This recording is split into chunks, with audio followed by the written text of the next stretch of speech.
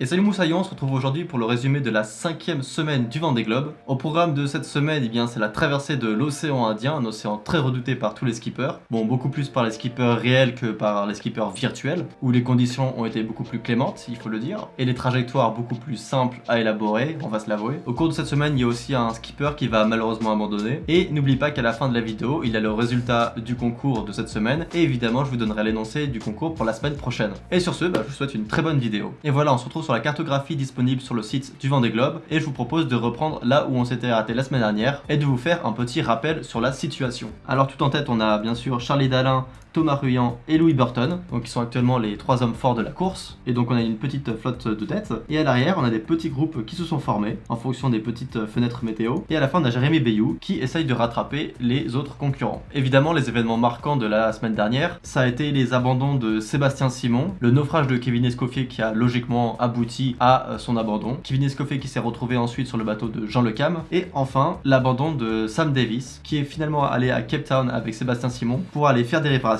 parce que Samantha Davis espère repartir. D'ailleurs, pour la petite anecdote, quand Samantha Davis a tapé un ovni la semaine dernière, rapidement après le choc, elle a entendu son alarme de collision qui sonnait et qui l'alertait que Isabelle Josch allait peut-être lui rentrer dedans. Heureusement, finalement, c'est pas arrivé parce que Sam a bien entendu son alarme et qu'ensuite elle a pris contact avec Isabelle via radio pour la prévenir et donc il n'y a pas eu suraccident. Kevin Escoffier sur le bateau de Jean Le Cam a finalement été récupéré par une frégate de la Marine nationale et donc la Marine nationale lui a aussi donné un petit paquet de nourriture en plus pour compenser avec le fait que Kevin Escoffier lui a mangé des vivres et pour que Jean Le Cam finisse son tour du monde avec suffisamment de nourriture. Et maintenant à ce niveau-là, les skippers se demandaient par où est-ce qu'ils allaient passer par rapport aux îles Kerguelen. Donc est-ce qu'ils allaient faire une ligne toute droite ou au contraire ils allaient essayer d'aller chercher plus de vent au sud. Cette seconde option a été choisie par les skippers sur Virtual Regatta, mais on va voir que les skippers réels n'ont pas choisi cette option-là, notamment parce que le groupe de tête de Virtual Regatta était plutôt en avance par rapport aux skippers réels. Donc maintenant ce que je vous propose, c'est d'avancer.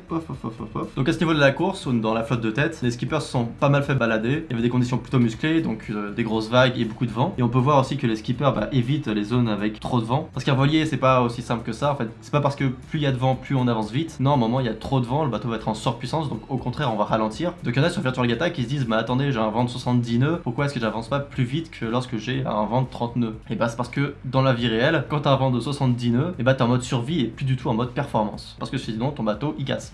Mais en tout cas, on peut voir deux trajectoires un peu particulières. Déjà, il y a Louis Burton, qui comme d'habitude a choisi une sorte d'option sud, mais cette fois-ci, c'est pas pour les mêmes raisons que d'habitude. Vous vous souvenez, avant, il choisissait les options très au sud pour aller chercher beaucoup de vent sur les dépressions, mais cette fois-ci, il a choisi cette option au sud parce qu'il avait beaucoup de problèmes techniques. Donc des problèmes d'électronique, des problèmes d'enrouleur de voile d'avant, parce qu'on peut enrouler les voiles d'avant, et pour finir, des problèmes de voile, donc il avait déchiré ses voiles, et pour les réparer, il a décidé d'aller au sud, un endroit où il y avait moins de vent, déjà pour faire ses réparations, et aussi pour pouvoir étaler ses voiles sur le pont du bateau. Et les réparations évidemment se font beaucoup mieux quand il n'y a pas plein de vagues qui viennent nettoyer le pont. En fait sinon c'est presque impossible de réparer ses voiles. Donc Louis Burton est allé au sud et a pu tranquillement faire toutes ses réparations et repartir de plus belle. Damien Seguin lui aussi, là il a pris beaucoup de retard. Il a eu d'autres problèmes, c'était des problèmes de pilote automatique et assez logiquement sans pilote automatique on va beaucoup moins vite parce que Damien Seguin a dû se mettre à la cape. Se mettre à la cape c'est une manœuvre pour mettre un petit peu son bateau en stand-by et quand un bateau est à la cape il avance très peu vite et dans des navigations plus communes on peut utiliser la mise à la cape par exemple pour faire une petite pause, pour prendre un goûter ou aussi pour récupérer un homme à la mer. Et je vous expliquerai plus en détail la mise à la cape dans un prochain topo. Voilà, donc maintenant je propose encore de continuer.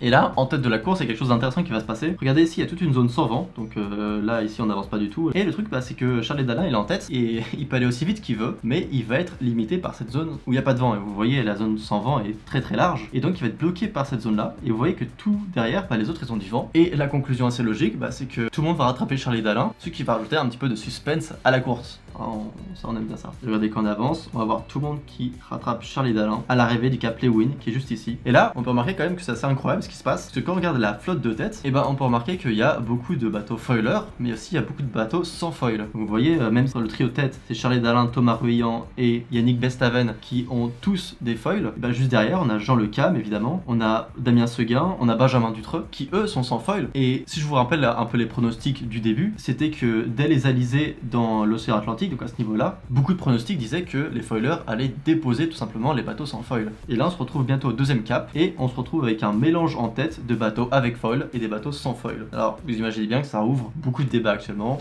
mais bon, de toute façon la réponse elle est à la fin, à la ligne d'arrivée, et on verra qui sera en tête. Donc pour la suite, Charlie Dalin au tout début va continuer à se faire rattraper. Heureusement il y a une dépression qui va venir et qui va donner un petit coup de boost à la flotte, mais ça on le verra quand on passera sur Virtual Regatta et qu'on pourra voir les prévisions sur plusieurs jours. Mais avant de passer sur Virtual Regatta, je vous propose de regarder à l'arrière de la flotte parce qu'il s'est passé quand même pas mal de choses à l'arrière de la flotte. Alors si on regarde juste ici, on voit Clarisse Kremer et Romain Attanasio qui sont passés un peu plus au sud que le reste de la flotte, parce qu'en fait il y a l'anticyclone des Mascareignes qui s'est bien formé juste ici. Vous voyez ici là l'énorme anticyclone. Donc toute cette zone de haute pression là où il n'y a pas du tout de vent, il faut absolument l'éviter. Et vous voyez même Armel Tripon, et lui aussi elle est un peu plus au sud. Et pour regarder un petit peu ce qui se passait à l'arrière de la course, je vous propose de faire un petit retour en arrière. Voilà, donc on s'y retrouve ce petit groupe.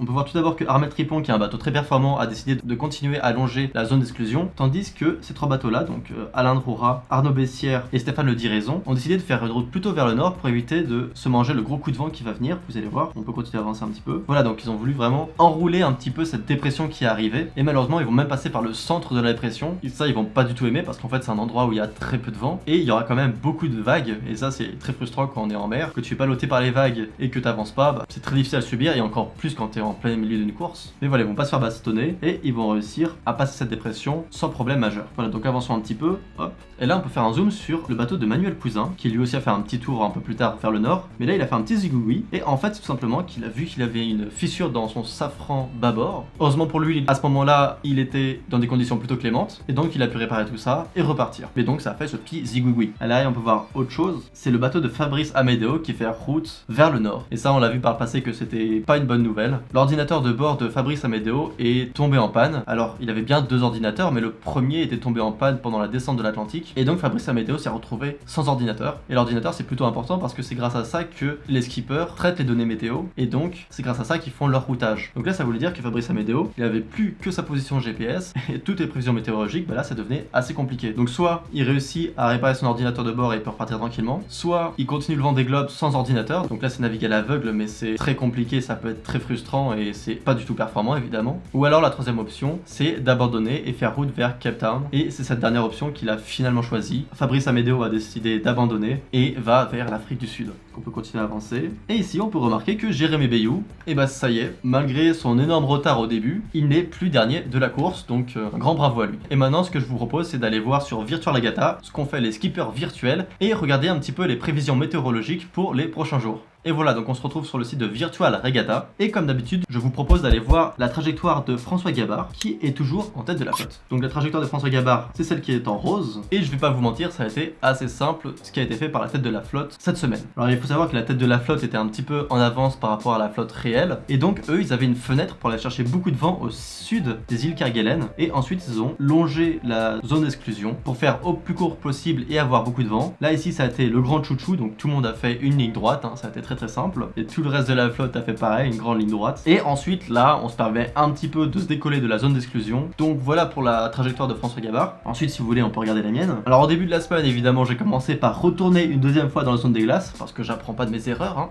et j'ai voulu aller me rapprocher des îles Kerguelen, et ça a été une très mauvaise décision, j'ai perdu au moins 4000 places, et finalement je me suis dit non, c'est plus rapide par le nord, et en passant par le nord, là je me suis plutôt bien débrouillé et j'ai réussi à reprendre 3000 places, mais je vous avoue que ça va être très compliqué de refaire mon retard qui a été fait lors de mon passage dans les glaces. En plus si on regarde là à l'avant de mon bateau, vous voyez qu'il y a une zone sans vent, et ici ceux qui me poursuivent, donc notamment Charlie Dalin, eh bien ils sont dans des zones où il y a un peu plus de vent, et donc tous les petits potes ici, notamment de la Saucisson Sailing Team, ils vont sûrement me rattraper. Donc au niveau des prévisions météo, qu'est-ce que ça donne pour la suite? Alors à l'avant de la flotte, ça va continuer à être assez simple je pense, parce que sur les prochains jours, les vents restent assez réguliers. Vous voyez là j'ai avancé 48 heures, et il n'y a pas une grande option stratégique qui se dessine. Voilà, dans 3-4 jours on peut voir une grande dépression qui se forme ici, et a priori la tête de la flotte va sûrement essayer de la suivre. Pour mon groupe, il va y avoir un petit phénomène dont je vous parlais juste avant qui va être un petit peu décisif je pense. J'avance quelques heures, et vous pouvez voir ici qu'une dépression se forme et donc va créer beaucoup de vent. Et ça évidemment, tout ce petit groupe là, il va vouloir en profiter. Et vous voyez cette dépression là, elle suit la zone d'exclusion pour vraiment nous donner du vent. Donc il va falloir essayer de choper cette dépression là et pas se retrouver derrière, parce qu'ici il y aura beaucoup moins de vent. Et vous voyez dans 3 jours, si on n'a pas chopé la dépression, et bien on va avoir toute une grande traînée sans vent. Et là si vous vous retrouvez juste derrière à ce moment là, je suis désolé de vous dire, mais ça va être un peu plus compliqué. Pour ceux qui se trouvent dans la zone des îles Kerguelen, et bien ça va être comme pour les skippers réels, il va y avoir un grand anticyclone juste au nord, donc il va falloir passer entre le centre de l'anticyclone et les îles Kerguelen pour avoir le meilleur cap possible, je pense. Mais je vous avoue que quand je vois la gueule des prévisions, ça va pas forcément être le routage le plus facile. Donc je vous souhaite bon courage. Et si vous vous trouvez au niveau du cap de Bonne-Espérance, bah ça va toujours être la même chose. Essayez de suivre un maximum les dépressions le long de la zone d'exclusion pour faire un cap le plus efficace possible. Maintenant, ce que je vous propose, c'est d'aller faire un petit point classement. Donc le premier, c'est Matador 185, le deuxième, Croisen TPN, et le troisième, Jumbo 48. Donc bien joué à vous. Et au niveau des équipes, eh bien, la première équipe, c'est e-Sailing France, deuxième, TPN, et troisième, Yes le Cam. Et donc, bien joué à vous aussi. Et au niveau de l'association Sailing Team, on est presque dans le top 200, donc c'est pas si mal. Et donc vous voyez, si on regarde la trajectoire en orange de Matador 185 qui est actuellement premier, c'est presque similaire à François Gabard. Donc maintenant je vais donner le gagnant du concours de la semaine dernière. Donc l'énoncé du concours, c'était de donner votre mouillage préféré. Je vous avoue que ça a été très compliqué de choisir parce que tous les mouillages étaient très différents et tous magnifiques. Donc je vous invite encore à aller voir cet espace commentaire pour vous donner des idées pour vos prochaines navigations. Malheureusement, j'ai dû faire un choix, fallait bien choisir quelqu'un, et c'est tombé sur Thiemaz. Thiemaz qui avait proposé l'île de Mopiti. Alors l'île de Mopiti, c'est où? Je vous mets une photo tout de suite. Eh bien c'est proche de Tahiti, c'est juste ici là. C'est presque sur notre chemin, incroyable. Enfin sur notre chemin de type, voilà, un petit détour de 3 heures je pense max, hein, pas plus. Et j'avoue que moi-même je suis jamais allé dans ces petites îles qui ressemblent à des fonds d'écran d'ordinateur. Donc quand je ferai mon tour du monde, bah j'essaierai de passer par ces petites îles là. Enfin un tour du monde en réel cette fois-ci. Et donc regardons la trajectoire de Thiemaz. Eh bien Thiemaz est 34 millième, ce qui est un très bon classement. Donc bon, bien joué à toi déjà. T'es juste devant plein de membres de la Saucisson Sailing Team. Donc la trajectoire de Thiemaz est en noir. Et on peut voir qu'il a fait pareil que François Gabard et que le numéro 1. En revanche ces derniers jours tu t'es un petit peu éloigné de leur tracé. Donc est-ce que c'est ça qui t'a mis légèrement en retrait par rapport à eux? Tu peux peut-être nous le dire en commentaire. J'épinglerai ton commentaire en haut. En tout cas, maintenant, t'es bien placé pour continuer à allonger la zone d'exclusion, ce qui va être très utile pour les prochains jours. Quoi qu'il en soit, encore bien joué pour ton classement, parce que c'est vraiment un très beau résultat au bout de plus d'un mois de course. Et donc maintenant, je vous propose de vous donner l'énoncé du concours de la semaine prochaine. La question, c'est quel est le voilier qui vous fait le plus rêver? Alors ça peut être un bateau qui a existé ou non, et il peut y avoir n'importe quel critère, évidemment. Donc c'est par rapport à son histoire, parce qu'il va très vite, parce qu'il a eu des capitaines qui sont rentrés dans l'histoire. Bref, choisissez vos critères, et donc dites-nous en commentaire le bateau qui vous fait rêver, et pourquoi. Et bien sûr, n'oubliez pas d'indiquer votre pseudo Virtual Regatta, sinon je pourrais pas vous retrouver. Et voilà, donc faites-nous rêver, faites-nous découvrir de jolies histoires. Et voilà, c'est la fin de cette vidéo. J'espère que cette vidéo t'a plu. Si elle t'a plu, n'hésite pas à mettre un petit pouce bleu et à t'abonner. Et donc je vous souhaite une très bonne semaine et bien sûr un très bon vent. Ciao ciao.